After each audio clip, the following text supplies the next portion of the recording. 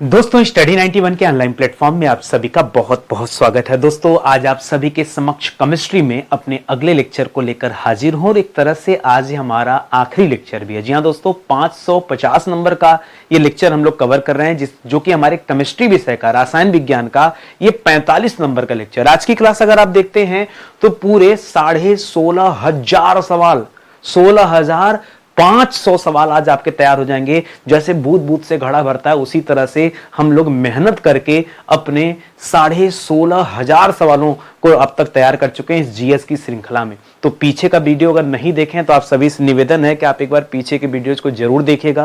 Chemistry हमारा पहला विषय नहीं है, ये हमारा 8वां विषय है। अब तक आपको इतिहास के तीनों पार्ट, प्राचीन इतिहास, मध्यकालीन इतिहास, आधुनिक भारत का इतिहास पढ़ा दिया गया है, पूरा संविधान पढ़ा दिया गया है, पूरा विश्व का भूगोल पढ़ा दिया गया है, पूरा भारत का भूगोल पढ़ा दिया गया है, पूरा भौतिक विज्ञान पढ़ा दिया गया है और आज एक केमिस्ट्री की भी आखिरी क्लास है। इस तरह से हमारे कुल 8 विषय विधिवत जो है समाप्त हो जाएंगे। ठीक है, आज की क्लास देखने के बाद। ठीक है, इसलिए लिख रहा हूं बाय बाय केमिस्ट्री। अब केमिस्ट्री से दोबारा आपकी मुलाकात नहीं होने वाली है, क्योंकि अब हम आगे बढ़ेंगे और जीव विज्ञान के क्लासेस को स्टार्ट किया जाएगा। ठीक है, जब ये जीव विज्ञान समाप्त हो जाएगा उसके बाद हम लोग इकोनॉमिक्स की शुरुआत करेंगे। बहुत डिमांड आ रही है कि सर इकोनॉमिक्स के सवाल करा दीजिए, तो देखिए जीव विज्ञान के बाद ही उसका नंबर आएगा। सिस्टम से हम लोग पढ़ते चलेंगे। जितना वेटेज आपके एग्जाम में होता है ना, सबसे ज्यादा सवाल जो है इतिहास, भूगोल और संविधान से आते हैं तो उसको पहले पढ़ाया गया, फिर विज्ञान से आते हैं तो विज्ञान उसके बाद पढ़ाया जा रहा है, उसके बाद इकोनॉमिक्स, इन्वायरमेंट, हम हर चीजों पे चर्चा करेंगे। ये सीरीज हमने यही सोच के प्रारंभ किया था कि इस सीरीज को जो भी बच्चा शुरुआत से पढ़ेगा उसका एक एक विषय तैयार हो जाएगा। ठीक है, आज हमने जो टॉपिक चूज किया है ये फॉर्मेल्डिहाइड से संबंधित टॉपिक है और एस्टर से संबंधित टॉपिक है और बहुत सारे सवाल इनसे संबंधित हैं। कुछ विविध के सवालों को भी हम समाहित करेंगे और आपकी स्क्रीन पर ऐसे कई सारे सवाल दिख रहे होंगे। ऐसे ही सवाल हूबहू आपसे आपकी परीक्षा में पूछे जाते हैं। तो चलिए देखते हैं तैयारी कितनी बेहतर हो पाई है। एक चीज और कहना चाहूंगा, यदि आपको भरोसा है नितिन सर पर तो आप हमारे पेड कोर्स को एक बार जरूर ज्वाइन करके देखिए। बहुत बेहतरीन क्लास चले और मैं कह रहा हूं मेरे कहने से ना कंप्लीट हिस्ट्री एक बार पढ़ के देखिए, इतनी शानदार क्लास चल रही है। वैसे बच्चा जानता है कि नितिन सर हिंदी बहुत अच्छा पढ़ाते हैं, लेकिन मैं कह रहा हूं मेरे कहने से एक बार आप कंप्लीट हिस्ट्री या पॉलिटी का बैच पढ़ के देखिए, आनंद आ जाएगा। आपको लगेगा वाकई में इस तरह से कोई टीचर पढ़ाए तब कितना मजा आता है और कितने आसानी से चीजें हमें जो है याद हो जाती है। ठीक है, करना क्या आपको, ये एप्लीकेशन हमारा स्टडी 91 ऑफिशियल, इसको डाउनलोड कर लीजिए। सारी क्लासेस जो इसी एप्लीकेशन पर चलती हैं। तो आइए, आपका स्वागत है और एक बार जुड़ करके मेहनत से काम करते हैं। ठीक है, शुरुआत करते हैं पहले सवाल को। करा किस यौगिक को तांबे की मौजूदगी में गर्म करने पर नीले हरे रंग की ज्वाला उत्पन्न होती? ठीक है, नीले हरे रंग की ज्वाला। ठीक है, तो ये पैदा होती है, लेकिन आपको उसी यौगिक का नाम बताना है कि वह कौन सा यौगिक है जिसको तांबे की मौजूदगी में गर्म किया जाता है। देखिए, गर्म करना और तांबे की मौजूदगी में गर्म करना ये दो बातें। ये है क्लोरोबेंजीन। इसका नाम क्या दोस्तों, इसको हम लोग बोलते हैं क्लोरोबेंजीन। ठीक है, जो यौगिक है उस यौगिक का नाम है क्लोरोबेंजीन। ठीक है, क्लोरोबेंजीन। ठीक है, लिखेगा क्लोरोबेंजीन को कॉपर यानी तांबा। ठीक है, तांबा के साथ गर्म करने पर, तांबा के साथ गर्म करने पर क्या प्राप्त होता है दोस्तों, नीले हरे रंग की ज्वाला पाई जाती है। ऐसा क्यों होता है, क्योंकि दोस्तों ये जो क्लोरोबेंजीन होता है एक तरह का हैलोजन होता है। क्या होता है, हैलोजन। और जहां कहीं भी हैलोजन होगा ना, ये रंग बिरंगा होगा। ठीक है, जब ये जलेगा तो रंग बिरंगा स्वरूप इसका होगा। ये हैलोजन की खासियत होती है, ये आप याद रखेंगे। ठीक है, करा एमिनो एसिड के 4 प्रमुख तत्व कौन कौन से हैं? किसमें दोस्तों, एमिनो एसिड के 4 प्रमुख तत्व लिख रहा है। एमिनो एसिड के 4 प्रमुख तत्व। तो एमिनो एसिड में क्या क्या पाया जाता है? सबसे ऊपर ना आप ऑक्सीजन का नाम रखिएगा। ठीक है, ऑक्सीजन को O से रिप्रेजेंट करते हैं। दूसरे नंबर पे आप हाइड्रोजन का नाम रखेंगे, हाइड्रोजन को H से रिप्रेजेंट किया जाता है। तीसरे नंबर पे नाइट्रोजन का नाम रखेंगे। ठीक है, नाइट्रोजन का, और इस तरह से अंतिम में कार्बन का नाम रखिएगा। ठीक है, तो याद रखिएगा कार्बन को C से। ऑक्सीजन, हाइड्रोजन, नाइट्रोजन और कार्बन, ये 4 मुख्य तत्व होते हैं, याद रखेंगे। कभी कभी दोस्तों एमिनो एसिड में कभी कभी सल्फर को भी रख लिया जाता है, ठीक है, सल्फर, ठीक है, लेकिन सल्फर को गंधक कहते हैं, ठीक है। कभी कभी दोस्तों इसको भी रख लिया जाता है, ये प्राय नहीं होता, बहुत कम मात्रा होता है, तो मुख्य रूप से 4 होते हैं, इसको आप अलग से याद रखेंगे, ठीक है। और आगे चलिए, कह रहा नेल पॉलिश रिमूवर, ठीक है, nail polish remover. Nail polish दोस्तों आप तो जान ही रहे होंगे, ठीक है, ये महिलाएं दोस्तों अपने नाखून में नेल पॉलिश लगाती हैं, लेकिन उसको हटाने के लिए, उसको रिमूव करने के लिए उस रिमूवर में दोस्तों क्या मौजूद होता है, जो नेल पॉलिश को काट देता, हटा देता है, तो उसमें होता है एसीटोन। क्या होता है दोस्तों? एसीटोन होता है, ये आप याद रखेंगे। उस रिमूवर में दोस्तों क्या होता है, तो याद रखेगा एसीटोन पाया जाता है, ठीक है, उस रिमूवर में एसीटोन पाया जाता है, ठीक है। ये जो रिमूवर है, ठीक है, रिमूवर, इस रिमूवर में क्या पाया जाता है दोस्तों, इसमें एसीटोन पाया जाता है। और एसीटोन का एक दूसरा नाम भी है, इसको कहते हैं दोस्तों डाइमिथाइल कीटोन। क्या कहते हैं? मिथाइल कीटोन, ठीक है, डाइमिथाइल कीटोन। या फिर एक नाम इसका और है दोस्तों, इसको कहते हैं प्रोपेनोन 2। क्या कहते हैं? प्रोपेनोन 2, ठीक है, ये भी कहा जाता है। तो इसके कई सारे नाम है, जो सबसे सामान्य नाम है वो है एसीटोन, जो आपको एग्जाम में ज्यादा मिल सकता है। लेकिन क्या पता एग्जामिनर का दिमाग घूम जाए और वो नया ऑप्शन दे दे, प्रोपेनोन दे दे, ठीक है। अब प्रोपेनोन दे दिया तो प्रोपेनोन 2 दे दिया तो कंफ्यूजन हो गया। बच्चा तो एसीटोन रट के गया हुआ है, नया ऑप्शन तो पता ही नहीं है। तो एसीटोन का ही दूसरा नाम है, चाहे आप उसे डाइमिथाइल कीटोन कहिए, चाहे उसे प्रोपेनोन 2 कहिए, एक ही बात है, अलग से कुछ नहीं। इस चीज को याद रखेंगे। कई बार क्या होता है ना कि एक ही शब्द के कई सारे नाम होते हैं और आप क्या करते हैं, एक नाम पढ़ के चले जाते हैं। ये सबसे बड़ी कमजोरी होती है, क्योंकि इसकी वजह से एग्जाम में आपके साथ खेला हो सकता है, तो उस खेला से बचने का आप प्रयास कीजिएगा, ये इंपॉर्टेंट है, ठीक है। करा क्लोरोफॉर्म जब सूर्य के प्रकाश के संपर्क में आता है तो किसमें परिवर्तित हो जाता है? तो याद रखेगा, ये जो क्लोरोफॉर्म है, ठीक है, ये जो क्लोरोफॉर्म है, जब ये सूर्य के प्रकाश, ठीक है, सूर्य का प्रकाश प्लस ऑक्सीजन, ठीक है, दोनों, ठीक है, प्लस ऑक्सीजन के संपर्क में आता है, तब दोस्तों ये किस में बदल जाता है? यह बदल जाता है फाजीन नामक गैस में, ठीक है। फाजीन दोस्तों एक तरह की जहरीली गैस है, ठीक है, और ये तब्दील हो जाता है दोस्तों फाजीन गैस में, ये आप याद रखेंगे। क्लोरोफॉर्म जब सूर्य का प्रकाश और ऑक्सीजन से क्रिया करता है, खुली हवा से क्रिया करता है, तब दोस्तों फाजीन गैस में बदल जाता है, और फाजीन बहुत ही जहरीली गैस है, ये आप याद रखेंगे। अभी बहुत सामान्य सा प्रश्न है, लेकिन परीक्षा में आता है। कह जल के सूक्ष्म जीवों को मार देती है। जल के सूक्ष्म जीवों को दोस्तों कौन मार देती है? जल के सूक्ष्म जीवों को भी मारती है, प्लस, ठीक है, प्लस याद रखेगा पराबैंगनी किरणों को भी प्रभावित करती है, ठीक है। पराबैंगनी किरणों को क्या करती है? इसको भी दोस्तों कम करती है। हम बात करें किसका? हम बात करें ओजोन का। हम किसकी बात कर रहे हैं? हम ओजोन गैस की बात कर रहे हैं। ओजोन गैस जो होता है दोस्तों, इसको O3 से रिप्रेजेंट किया जाता है, और ये ओजोन गैस ओजोन परत में पाई जाती है, ठीक है, समताप मंडल में परत है, वो याद रखेगा। और ये जल के सूक्ष्म जीव, जल में जो बैक्टीरिया पाए जाते हैं, जो वायरस वगैरह पाए जाते हैं, उनको भी दोस्तों ये ओजोन गैस क्या करती है? मार देती है, ये आप याद रखेंगे, ठीक है। और आगे चलिए, अगला सवाल कर मच्छर भगाने वाली दवाओं में किस रसायन का यूज किया जाता है, ठीक है। क्या भगाना दोस्तों? कर मच्छर भगाने वाली जो दवाएं होती हैं उनमें कौन से रसायन का यूज किया जाता है? तो याद रखेगा, या आप कह सकते हैं मच्छरों वाली जो अगरबत्ती होती है, ठीक है, जैसे इस तरह से कॉइल देखते हैं ना, ठीक है, जो कॉइल होती है, ठीक है, कॉइल, ठीक है, कॉइल जो होती है, इसमें क्या होता है? इसमें होता है एरीथ्रीन। क्या होता है दोस्तों? इसमें होता है एरीथ्रीन, ठीक है, एरीथ्रीन कहा जाता है। ये जो एरीथ्रीन होता है ना, यही मच्छर भगाने वाली दवाओं में इस्तेमाल किया जाता है, एरीथ्रीन बोलते हैं, ठीक है, याद रखिएगा। ये एक तरह से क्या होता है? एरीथ्रीन एक तरह से कीटनाशक के रूप में यूज किया जाता है, ठीक है। यह क्या होता है? यह एक तरह का कीटनाशक होता है, यह भी आप याद रखेंगे, ठीक है। मच्छर भगाने वाली दवाओं में खासकर कॉइल वगैरह में एरीथ्रीन का इस्तेमाल करते हैं, यह आप याद रखेंगे। कह रहा सोडा वाटर की बोतल खोलने पर कौन सी गैस निकलती है? अच्छा मुझे बताइए, ये जो सोडा वाटर होता है इसमें होता क्या है? तो आप पढ़े होंगे दोस्तों कि इसमें कार्बन डाइऑक्साइड को द्रव के साथ भरकर बनाया जाता है, ठीक है, द्रव के साथ भरकर बनाया जाता है। तो जब आप क्या करेंगे, ये सोडा वाटर की बोतल खोलेंगे तो गैस उड़ जाएगी। तो ये जो CO2 होता है दोस्तों, कार्बन डाइऑक्साइड जो गैस है, यह गैस क्या हो जाएगी, बाहर निकलती है, यही कारण है। ठीक है, तो जब खोलते होंगे तो एक आवाज भी आता है और गैस तेजी से लीक होता है, निकलता है बाहर, ये आप ध्यान रखेंगे। करा फायर अलार्म जो होता है, इसमें किसका उपयोग किया जाता है फायर अलार्म में? ऐसे तो एग्जाम में पूछे तो बता सकते हैं सोलर सेल का यूज किया जाता है। ठीक है, सोलर सेल का। ठीक है, अच्छा, जरूरी नहीं है कि फायर अलार्म में सोलर सेल ही लगा हो, इसलिए इसको फोटो सेल भी बोल सकते हैं।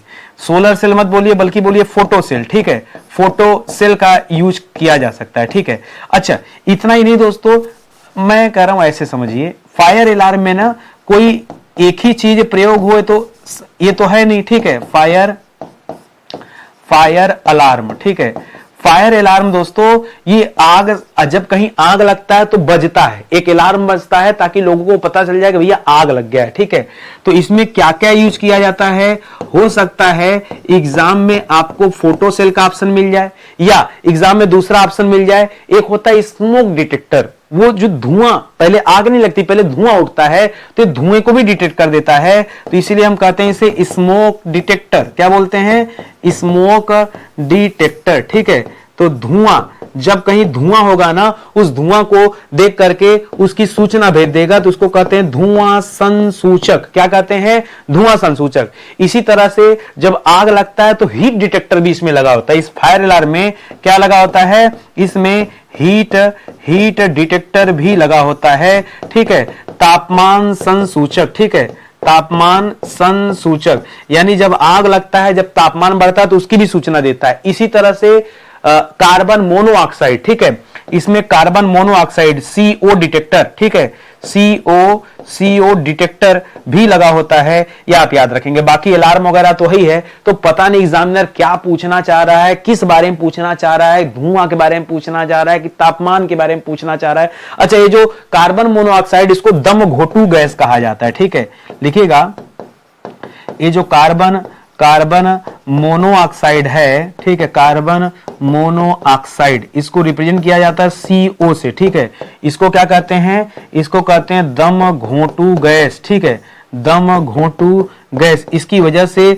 व्यक्ति की मृत्यु हो जाती है। जब कभी पेट्रोल डीजल पूरी तरह से नहीं जलता है, उस दौरान भी कार्बन मोनोऑक्साइड पैदा होता है, इसको भी याद रखेंगे। ठीक है, करा अग्निशामक में कौन सी गैस का प्रयोग किया जाता है? ये जो अग्निशामक यंत्र होते हैं, अग्निशामक यंत्र करते क्या है?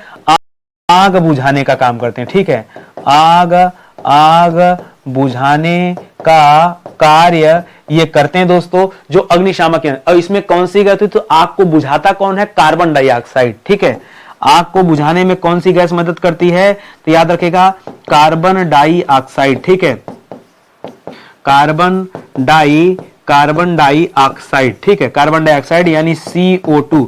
जबकि आग को जलने में कौन मदद करता? ऑक्सीजन। मान लीजिए घर में आग लगा हो तो कभी घर के कमरों को बंद करके रखिए, कितना हम बंद कर दें, अगर खिड़की खोलेंगे और ऑक्सीजन मिला तो आग और तेज ऊंची ऊंची लपटें उठने लगेंगी। इसलिए इसको रोकने का प्रयास कीजिए भाई, कोशिश कीजिए कितना कम ऑक्सीजन मिलता है। ऑक्सीजन जितना कम मिलेगा, आग पर उतना जल्दी काबू पाया जा सकता है। क्यों?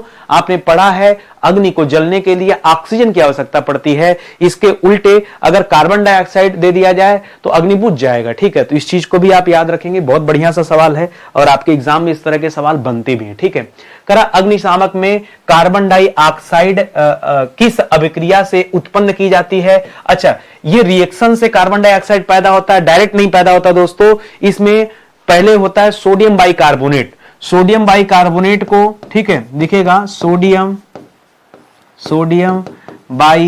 बाइकार्बोनेट। ठीक है, सोडियम बाइकार्बोनेट को, ठीक है, कार्बोनेट और लिखिए सोडियम बाइकार्बोनेट, और देखिए इसमें दो चीजों की अभिक्रिया कराकर ये कार्बन डाइऑक्साइड प्राप्त किया जाता है। ठीक है, तो एक तरफ होता है सोडियम बाइकार्बोनेट और दूसरी तरफ होता है सल्फ्यूरिक एसिड, जिसे आप तनु सल्फ्यूरिक एसिड कहते हैं, H2SO4, तनु सल्फ्यूरिक, ठीक है, सल्फ्यूरिक अम्ल। ठीक है, तनु सल्फ्यूरिक अम्ल होता है। इसी के रिएक्शन से, अभिक्रिया से क्या पैदा होता है दोस्तों? CO2 पैदा होता है। ठीक है, इन्हीं दोनों की अभिक्रिया से, ठीक है, अभिक्रिया से CO2 पैदा होता है, ठीक है, CO2 पैदा होता है। तो ये चीज दोस्तों आप याद रखेंगे, CO2 कैसे पैदा होता है ये आप ध्यान में रखिएगा, बड़ा अच्छा सा सवाल है, ठीक है। और आगे चलिए, अगला सवाल दे रहा है कि रोडेंटिसाइड क्या होता है, ठीक है। रोडेंटिसाइड दोस्तों देखिए, जो किसी चीज को कुतरने वाले, दांत से कुतरने वाले कई सारे ऐसे जीव होते हैं, जैसे चूहा हो गया, कुत्ता हो गया, सब कुतरने, गिलहरी होगी, कुतरने का काम करते हैं। तो ऐसे जीवों पर नियंत्रण करता है। तो एक प्रकार से कीट नियंत्रण है, कीट नियंत्रक है, ठीक है, कीट नियंत्रक, ठीक है, यह कीट नियंत्रक होता है, ठीक है। अब देखिए कैसे, तो सुनिएगा, इसी संबंधित अगला सवाल है कि रोडेंटिसाइड का क्या उपयोग है, क्या उपयोग है, तो क्या बताएंगे, कुतरने वाले, ठीक है, कुतरने वाले जीव या कीटों पर नियंत्रण, ठीक है, जीव या कीटों पर नियंत्रण, ठीक है, कीटों पर नियंत्रण हेतु क्या है दोस्तों, ये रोडेंटिसाइड का इस्तेमाल करते हैं, ये आप याद रखेंगे, ठीक है। और आगे चलते हैं अगले सवाल पर। कह रहा है चूहे के विष के रूप में किसका यूज किया जाता है, ठीक है, जिसको खा करके चूहे के पेट में जलन होती है और चूहा भागने लगता है। अच्छा, जब हम लोग चूहे को विष देते हैं, जहर देते हैं, तो ऐसे में चूहा रुकता नहीं है, खा के वो पागल, आग बबूला हो जाता है, तो घर से बाहर भागता है, ठीक है, एकदम जैसे परेशान हो जाता है। तो ये व्यक्ति जैसे जहर लेने के बाद परेशान, उसी तरह से चूहा परेशान हो जाता है, तो भाग के बाहर जाता है और इस तरह से उसकी मृत्यु हो जाती है। इसमें होता है पोटेशियम फास्फाइड। क्या होता है दोस्तों, फास्फाइड बोलिएगा। चूहे के विष में किसका यूज करते हैं, चाहे नहीं, पहले लिखेगा साइनाइड, पोटेशियम साइनाइड, ठीक है, पोटेशियम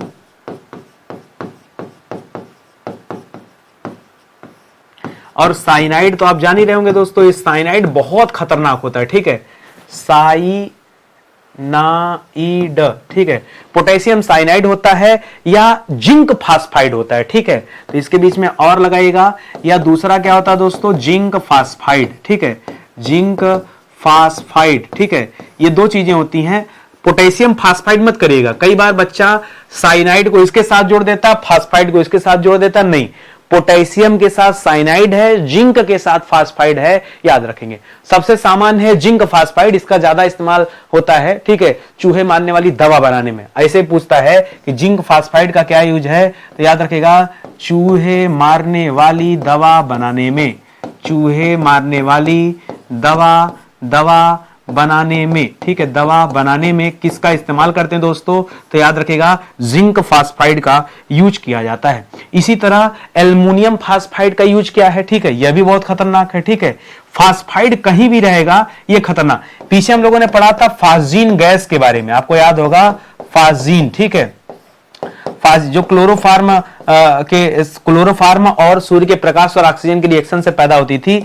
ये फास्जीन गैस दोस्तों बहुत ही जहरीली गैस थी, ठीक है, जहरीली गैस थी, जो आपको पीछे पढ़ाया गया था, ठीक है। अभी एल्युमिनियम फास्फाइड के बारे में पूछ रहा है कि एल्युमिनियम फास्फाइड का उपयोग जो है ये किसके परिरक्षण में होता है, तो अनाज के परिरक्षण में, ठीक है, अनाजों के परिरक्षण में, ठीक है, परिरक्षण में, ठीक है।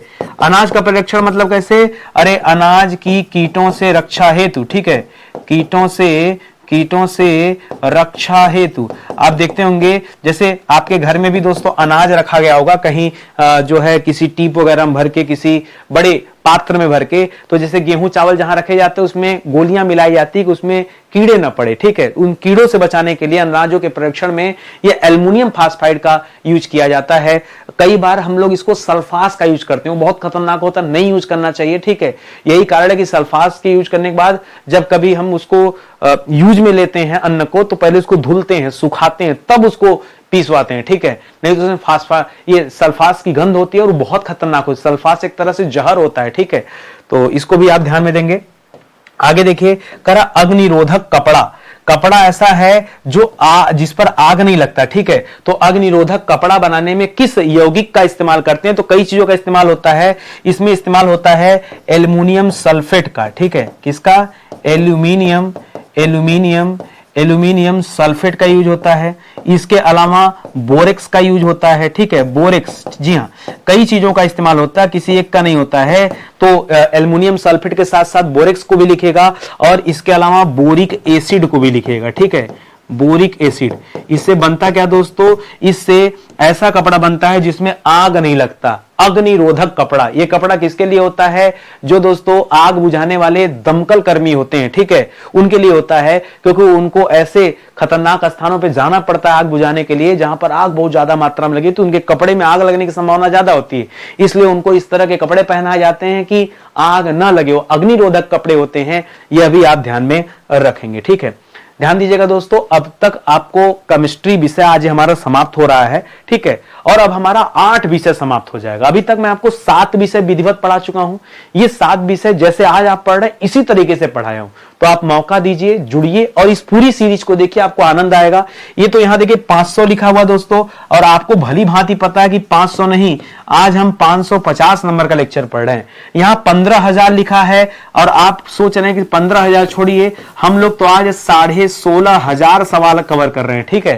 तो ये बहुत, जब हमने केमिस्ट्री पढ़ाना शुरू किया था तब ये लिखा था, ठीक है। तो उस तरह से आप देखेंगे, और फिजिक्स को छोड़ करके, मतलब फिजिक्स को लेकर के अब तक 7 विषय हो गए थे, केमिस्ट्री को लेकर के 8 विषय हो जाएंगे। अब हम जीव विज्ञान पढ़ना शुरू करेंगे, ठीक है। ये सभी सरकारी परीक्षाओं के लिए इंपॉर्टेंट है जो मैं अभी सीरीज चला रहा हूं, तो पूरी क्लास जाके देखिए। आपसे निवेदन है, या आप विषय वाइज भी पढ़ना चाहते हैं तो प्लेलिस्ट में जाके चेक कर सकते हैं, ठीक है। चलिए सीधे आगे आते हैं, अपने अगले सवालों पर चलते हैं। अगला सवाल दे रहा दोस्तों कि सोडियम क्लोरेट NaClO3, ये सोडियम क्लोरेट क्या है दोस्तों, ये एक तरह का शाकनाशी है, ठीक है। क्या दोस्तों, ये एक तरह का शाकनाशी है। शाकनाशी माने समझते हैं, शाकनाशी क्या होता है दोस्तों, देखिए जिस तरह से शाकनाशी या इसको हम खरपतवारनाशी भी बोल सकते हैं, ठीक है, खरपतवारनाशी। जैसे खेतों में जो खरपतवार जम जाते हैं, ठीक है, उनको नष्ट करने के लिए, घास वगैरह को नष्ट करने के लिए ये सोडियम क्लोराइड का इस्तेमाल करते हैं, ठीक है। अनचाहे फसलों को समाप्त करने के लिए क्या करते हैं, सोडियम क्लोराइड का इस्तेमाल करते हैं। समस्थानिक C14, इसको हम कार्बन 14 भी कहते हैं, ठीक है। इसको हम क्या कहते हैं, इसको हम कार्बन डेटिंग, जो आप विधि पढ़ते हैं कार्बन डेटिंग विधि, उसके अनुसार इसे हम कार्बन 14 का नाम देते हैं, ठीक है। कार्बन 14 या C14 विधि, ठीक है। और ये C14 विधि ये किसके मापन से संबंधित है, तो ये जीवाश्म के आयु का पता करता है। ये सजीवों के लिए दोस्तों, ठीक है, तो याद रखिएगा, जीवाश्म के काल का पता लगाने हेतु, ठीक है, पता लगाने हेतु इसका प्रयोग करते हैं। या जीवाश्म मतलब सजीव, ठीक है, सजीव। देखिए वो सजीव आज है कि नहीं है अलग बात है, लेकिन किसी जमाने में वो सजीव रहना चाहिए, ठीक है। अब सोचेंगे चट्टान का पता इससे चल जाए तो नहीं, ठीक है। इससे सजीवों, जो जहां कहीं सजीव चीज होगा उसी का पता लगा सकते हैं, ठीक है। आगे देखिए, काष्ठ यानी लकड़ी हो गई, अस्थियां हो गई, संघ के पुरातात्विक नमूने हो गए। इनका काल निर्धारण हम किस मेथड से करते हैं, तो कार्बन 14 से कर सकते हैं, क्योंकि ये कार्बन 14 इसलिए आ रहा है क्योंकि ये सब दोस्तों क्या है, सजीव नमूने हैं। क्या है दोस्तों, यह सब सजीव नमूने हैं, ठीक है। ये आपको लग जैसे संघ वगैरह भी दोस्तों सजीव नमूने में गिने जाते हैं, ठीक है।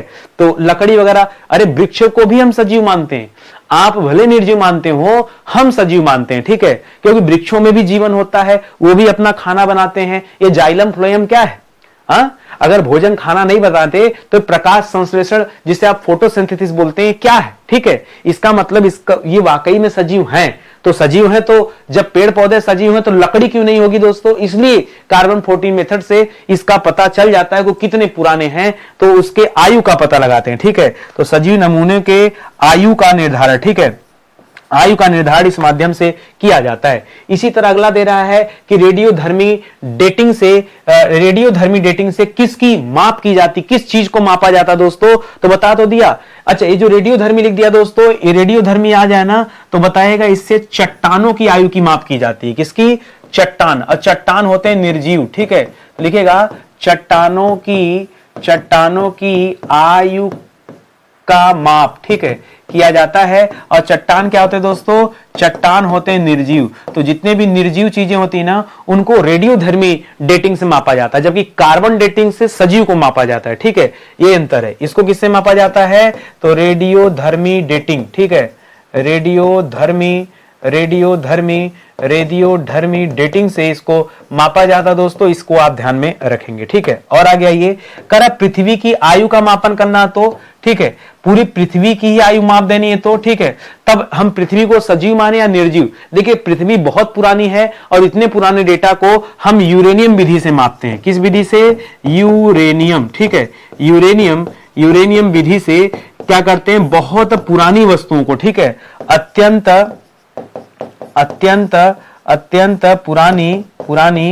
पुरानी चीजों की आयु का पता, ठीक है आयु का पता लगाने के लिए क्या करते हैं, इस यूरेनियम विधि का इस्तेमाल करते हैं। बहुत पुराना, इससे कोई ज्वालामुखी पर्वत बहुत पुराना है, समुद्र के अंदर कोई ऐसा चट्टान मिलेगा जो बहुत पुराना है, तब यूरेनियम डेटिंग विधि का प्रयोग किया जाता है। ये आप ध्यान में रखेंगे। ठीक है, करा धूप के चश्मों में, जो धूपी चश्मे होते हैं दोस्तों, धूप के चश्मों में कौन से कांच का यूज किया जाता है? तो यहां दो प्रकार के कांच का यूज करते हैं, या सब ज्यादातर तो क्रुक्स कांच होता है। क्या होता है दोस्तों? क्रुक्स कांच। ठीक है, क्रुक्स कांच याद रखेंगे, अत्यधिक इस्तेमाल होता है दोस्तों क्रुक्स कांच का, ये आप याद रखेंगे। दूसरे नंबर पर लिख लीजिएगा, थोड़ा कम इस्तेमाल होता है जिसको हम कहते हैं क्राउन कांच। ठीक है, क्राउन कांच भी एक तरह का धूपी कांच होता है, और ये धूपी चश्मे क्या करती है, पराबैंगनी किरणों को रोक के रखती है। ठीक है, तो ये क्या करती हैं, पराबैंगनी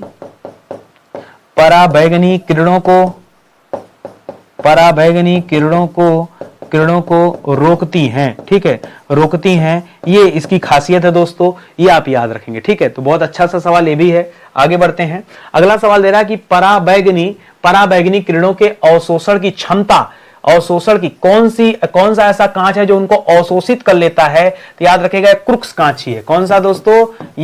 ये क्रुक्स कांच जो आपने पढ़ा। ठीक है, क्रुक्स कांच जो आपने पढ़ा, ये क्या करता दोस्तों, ये अवशोषित कर लेता है किसे? पराबैंगनी किरणों को, यानी यूवी रेज को। ठीक है, अल्ट्रावायलेट रेज। ठीक है, अल्ट्रावायलेट रेज को अवशोषित कर लेता है। ठीक है, अवशोषित कर लेता है दोस्तों, ये आप याद रखेंगे। ये बहुत अच्छा सा सवाल है। ठीक है, चलिए और आगे देखते हैं। अगला सवाल सुनिएगा, कह रहा किसे यसद पुष्प कहा जाता है? इसे कहते हैं फिलॉसफर वूल्स। क्या बोलते हैं? Philosopher wools. ठीक है, किसे यसद पुष्प, ये शब्द आपने नहीं सुना होगा, ना तो फिलॉसफर वूल्स का नाम सुना होगा, ना तो यसद पुष्प का नाम सुना होगा। कह रहा किसे यसद पुष्प के नाम से जाना जाता है? तो ZnO, जिंक ऑक्साइड को। किसे कहते हैं दोस्तों? जिंक ऑक्साइड को कहा जाता है। ठीक है, जिंक ऑक्साइड। ठीक है, जिंक ऑक्साइड को जिंक को Zn लिखते हैं, ऑक्साइड को O लिखते हैं, तो ZnO से संबंधित है, याद रखेंगे एसिड पुष्प। लेकिन इतना कहने से काम नहीं चलेगा, अभी भी आपको समझ में नहीं आया कि एसिड पुष्प या फिलॉसफर उल्स क्या है। तो याद रखेगा फिलॉसफर उल्स, ये हवा में जब जिंक को जलाते हैं, ठीक है लिखिएगा, हवा में जिंक को जलाने पर, हवा में जिंक को जलाने पर एक सफेद पाउडर पैदा होता है, उसी को यसद पुष्प कहा जाता है दोस्तों। ये आप याद रखें, यही क्या है? यसद पुष्प कहलाता है, ये ध्यान में रखेंगे। अगला सवाल, करा मृत मछली, जो मरी हुई मछली रहती है, उसमें से दुर्गंध आती है। दुर्गंध आने का कारण, मरी मछली से दुर्गंध क्यों आता है? भाई कोई भी चीज मृत हो जाएगा, शरीर ही मृत हो जाएगा, उससे भी दुर्गंध आने लगती है, क्योंकि उसका क्या होने लगता है, एक तरह से फर्मेंटेशन होने लगता है, उसका किण्वन होने लगता है, बॉडी में सड़न पैदा हो जाती है। उसी तरह से जो मृत मछली है उससे दुर्गंध आती है, लेकिन दुर्गंध आने का जो कारण है वो है अमीनो एसिड के कारण। ठीक है, अमीनो एसिड के टूटने के कारण। ठीक है, अमीनो एसिड के टूटने के कारण। ठीक है, अमीनो एसिड के टूटने के कारण दोस्तों ऐसा होता है, यह आप याद रखेंगे। कभी कभी ट्राई मेथिल एमीन के नाम से इसे जाना जाता है। ठीक है, कभी कभी दुर्गंध का कारण मिलता है आपको ट्राई मेथिल एमीन। ठीक है, ट्राई मेथिल एमीन के नाम से भी जाना जाता है। तो हो सकता है कभी ट्राई मेथिल एमीन दे दे, या हो सकता है एमिनो एसिड के टूटने की बात करे। दोनों ऑप्शन सही हैं। जब भी बात आएगी तो एग्जाम में कोई एक ही चीज पूछा जाएगा, यह आप ध्यान रखेंगे। ठीक है, चलिए और आगे बढ़ते हैं। अगला सवाल दे रहा है कि लाल स्याही किससे बनाई जाती है? लाल स्याही का संबंध इयोसीन से। किससे दोस्तों? यह भी कई बार आपको पढ़ाया गया है, कोई नया सवाल नहीं है। ठीक है, लाल स्याही का संबंध ईओसिन, कभी ईओसिन ऐसे लिख दिया जाता है, कभी ईओसिन लिख दिया जाता है। तो ईओसिन आप याद रखेंगे, लाल स्याही से बनती है, ये आप याद रखेंगे, ठीक है। अगला सवाल करा दिया सलाई उद्योग आप जानते होंगे, ठीक है, दिया सलाई माचिस, ठीक है। करा इस उद्योग में किस रसायन का यूज किया जाता है, दिया सलाई उद्योग में कौन से रसायन का इस्तेमाल करते हैं? तो भैया बहुत चीजों का यहां यूज करता है। एक तो लाल फास्फोरस का यूज होता है, ठीक है, लाल फास्फोरस, ठीक है, लाल फास्फोरस से जलने का काम होता है, माचिस की तीलियों में इसका यूज किया जाता है, ठीक है। इसके अलावा एक दूसरा फास्फोरस है जिसे हम कहते हैं फास्फोरस ट्राई, शब्द लिखेगा फास्फोरस ट्राई सल्फाइड, ठीक है, सल्फाइड, ठीक है। इसका इस्तेमाल होता है किसमें? दिया सलाई उद्योग में ये होता है इस्तेमाल, ठीक है। किस लिए होता है, आइए उसके बारे में देख लेते हैं। करा माचिस की तीलियां ये किस लकड़ी की बनी होती है, ठीक है। तो देखिए ये हल्की, माचिस की तीलियां बहुत हल्की होती हैं, बहुत हल्की होती हैं। तो अब कई ऑप्शन आता है, कई बार ऑप्शन देता है चीड़ की लकड़ी, ठीक है, चीड़ की, ठीक है, चीड़ की, और कई बार देता है पॉपुलर की लकड़ी, ठीक है, या एस्पन की, ठीक है, कई बार देता है पॉपुलर, ठीक है, पॉपुलर की लकड़ी। तो आप देखिएगा एग्जाम में ऑप्शन क्या मिला है, कई बार एस्पन दे देता है, ठीक है, एस्पन, ठीक है, एस्पन की लकड़ी। तो भैया कोई एक लकड़ी नहीं है, जहां जिस चीज की अवेलेबिलिटी ज्यादा होती है उसी को चीर करके, ये तीनों लकड़ियां बहुत हल्की होती हैं, ठीक है। इनका स्वभाव कैसा होता है दोस्तों, ये लकड़ियां हल्की होती हैं, ठीक है, हल्की होती हैं दोस्तों, इसीलिए तो माचिस की तीलियों में इसका इस्तेमाल किया जाता है, ठीक है। वरना माचिस की तीलियां क्यों बनती, भारी लकड़ियों से नहीं बनती, हल्की लकड़ियों से बनती हैं, यह आप याद रखेंगे। करा माचिस की तीलियों के एक सिरे पर किसका लेप चढ़ा होता है, ठीक है। ये जो माचिस की तीली होती है दोस्तों इस तरह से, ठीक है, इसके आगे दोस्तों आपने देखा होगा इस तरह से लेप चढ़ा होता है, ठीक है। ये जो लाल कलर का दिखता है लेप, ये एक्चुअली में होता क्या है, ये आपसे पूछ रहा है। ये कोई तीली मान लीजिए और इसके ऊपर लाल कलर का लेप चढ़ा होता है। ये जो लेप होता है ये होता है पोटेशियम क्लोरेट। क्या होता है, यह होता है पोटेशियम, कई चीज इसमें होता है, बता रहा हूं आपको। एक होता है जो सबसे इंपॉर्टेंट है वह है दोस्तों पोटेशियम क्लोरेट। क्या है दोस्तों, एक मिनट हैंग कर रहा है, ठीक है। तो सबसे जो इंपॉर्टेंट दोस्तों वो है पोटेशियम क्लोरेट। इसके अलावा दोस्तों इसमें वो भी लगा होता है, गोंद भी लगा होता है, ठीक है। तो गोंद लिख लीजिएगा क्योंकि बिना गोंद का वो पकड़ेगा नहीं, ठीक है, गोंद भी होता है। अब देखिए गोंद के अलावा उसको जो लाल रंग मिलता है ना उसको बोलते हैं रेड लेड, रेड सीसा, लाल सीसा, रेड लेड, ठीक है, रेड लेड, ठीक है, उसमें रेड लेड भी होता है और एंटीमनी सल्फाइड होता है, ठीक है, एंटीमनी सल्फाइड, ठीक है। तो इतनी चीजों को आपको ध्यान में रखना है। मैं तीली की बात कर रहा हूं। दूसरा सवाल, उस माचिस के डब्बे पर जो आकृति है उसकी बात हो रही है, अब वो सुनिएगा, ठीक है। अगला सवाल क्या है, माचिस की डिब्बी जो होती है दोस्तों उस पे रगड़ने के लिए कुछ ऐसा बना होता है, देखिए मैं दिखा दे रहा हूं, ठीक है, इस तरह से दोस्तों बना रहता है, ठीक है, जिस पर आप तीली को रगड़ते हैं, ठीक है। जब आप तीली को रगड़ते हैं तब दोस्तों अग्नि प्रज्वलित होती है, ठीक है। लेकिन सवाल यहां ये बनता है कि ये जो रगड़ने वाली चीज है अब यहां पे क्या होता है, ठीक है। दोनों दो सवाल हैं।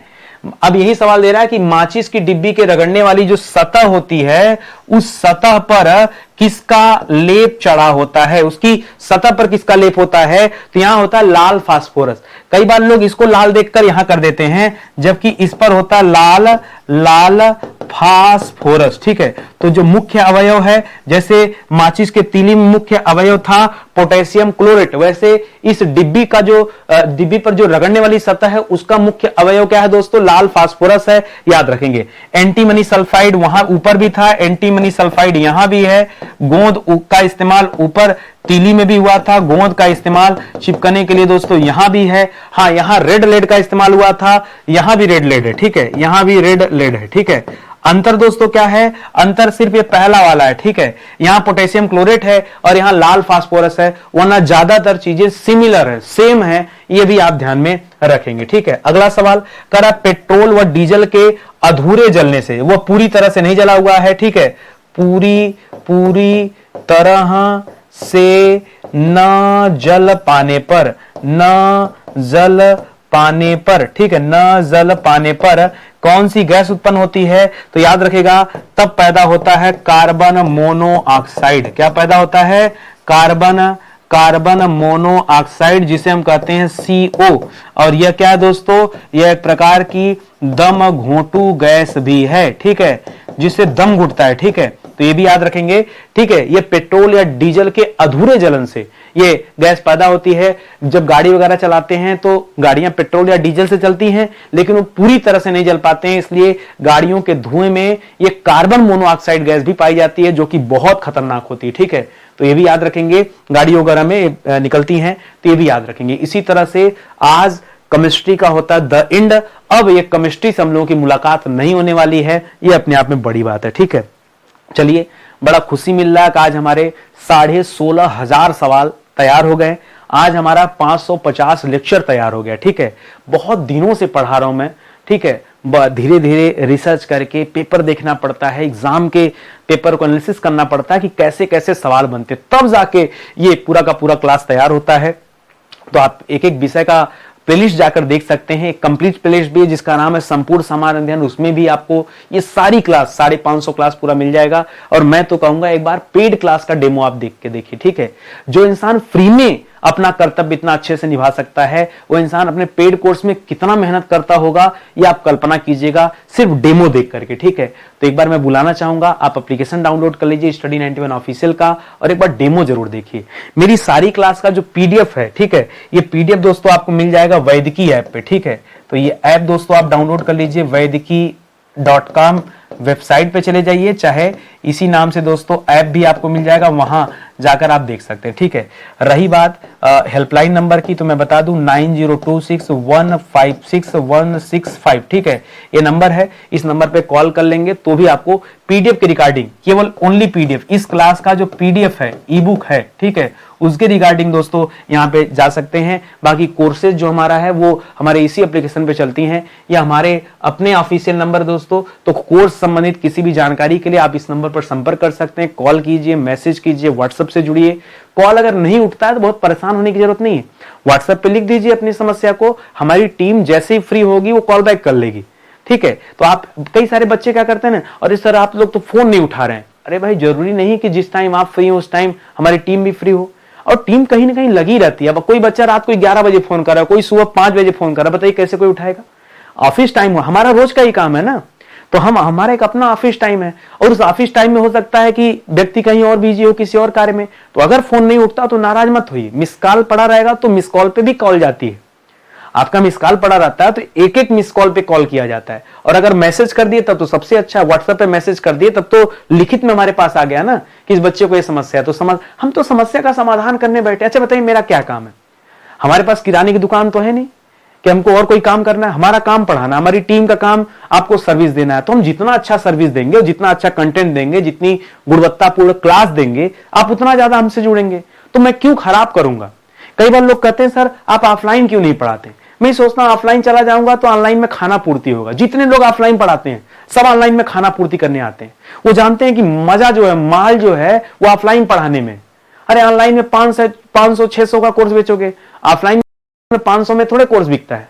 जब ऑफलाइन कोई बच्चा जाता है तो 10-5 हजार खर्चा करता है, तो लोगों का फोकस रहता है कि यार 10-5 हजार खर्चा करेगा तो 150 एडमिशन मिल जाएंगे तो लाखों रुपया आ गया। हाँ, तो फोकस ऑफलाइन पे होता है। और जो टीचर ऑफलाइन पढ़ाता है वो ऑनलाइन में खाना पूर्ति करने आता है, टाइम पास करने। उसको लगता है कि ये प्लेटफॉर्म जो है ये सिर्फ प्रमोशन के लिए बना हुआ है, क्योंकि प्रोडक्टिविटी वहां दे रहा है, प्रमोशन यहां कर रहा है। और जबकि हमारे पास कोई ऑफलाइन संस्थान नहीं है, मैं सिर्फ ऑनलाइन काम करता हूं। मुझे लगता है कि नहीं, ऑनलाइन फुर्सत ही नहीं है।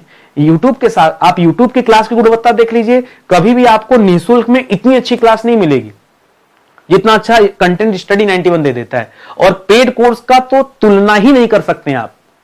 हमारे जितने भी पेड कंटेंट है, आप जो लाखों रुपए खर्च करके आए उससे भी तुलना नहीं कर सकते। हम कह रहे हैं डेमो की तुलना कर लीजिए, परचेज मत करिए। इतिहास है, इतिहास का डेमो दिया गया, डेमो की तुलना किसी और बैच से कर लीजिएगा जो लाखों रुपया खर्च करके बड़े बड़े संस्थानों में जाके कोचिंग किया होगा, उसके नोट से अपना नोट्स मिला के देखिएगा कि कितना कंटेंट है। आपको तुरंत समझ में आ जाएगा कि नितिन सर जो बातें कर रहे हैं वो सही है या गलत है। तो आप एक बार मौका दीजिए, यही आपसे कहना चाह रहा हूं। बाकी आपकी मर्जी, जैसा आपको उचित लगे, ठीक है। बहुत बहुत धन्यवाद आप सभी का। मिलते हैं अगले लेक्चर में, तब तक के लिए जय हिंद, जय Bharat. Thank you so much.